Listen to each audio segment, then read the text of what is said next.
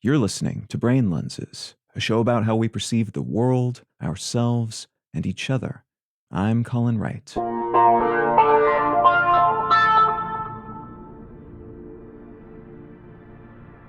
Within the field of psychiatry, and more specifically, psychotherapy, transference refers to the shifting of feelings or biases about someone or something towards someone or something else. In most cases, and this is how the concept seems to have been originally coined and developed, this meant a patient would transfer their feelings about an overbearing mother, an abusive spouse, or a beloved pet or coworker or park to the therapist.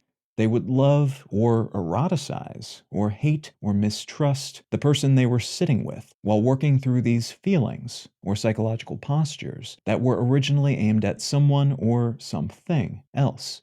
This is a concept that applies beyond the doctor-patient dynamic as well. Someone might feel anxious when meeting a new coworker who looks like an abusive ex, for instance, and it's not uncommon for soldiers to transfer the internal experience of being at war to peacetime scenarios on the other side of the world, because a sound or smell or some other trigger recalls and reapplies that earlier state of mind and body. In some cases, transference reaches a pathological level, causing people to cycle through an endless stream of lovers who look like the one that got away when they were teenagers, or in some, thankfully rare instances, causing them to go on killing sprees, serially murdering a sequence of people who have the same hair color as someone with whom they've become infatuated. Transference has, at times, been used as a tool for helping patients identify and flag behaviors that may be contributing to a negative psychosis. See how you keep pursuing partners with X, Y, and Z traits. Where do you think that tendency comes from? And what might happen if you tried something different for a while? In other cases, though, the concept has been used as a means of backing the therapist's own biases toward or abuses of their patients.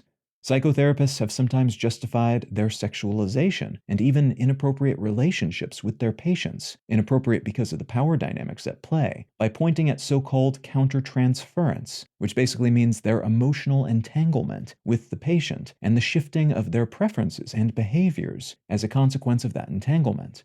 It's possible to derive useful insights from this concept, then, if we can identify trends in how we think and behave, and trace those threads back to potential sources. Doing so can clarify why we do what we do, and allow us to more rationally decide how to proceed and what to work on in the future.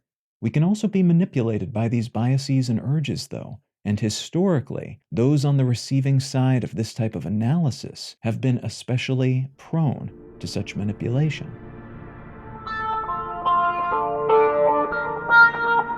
You can find out more about Brain Lenses, including how to support this show, and in return receive an additional episode of the show each week at brainlenses.com. You can also support this and all of my projects at understandery.com. I'm Colin Wright, and I'll talk to you again next week.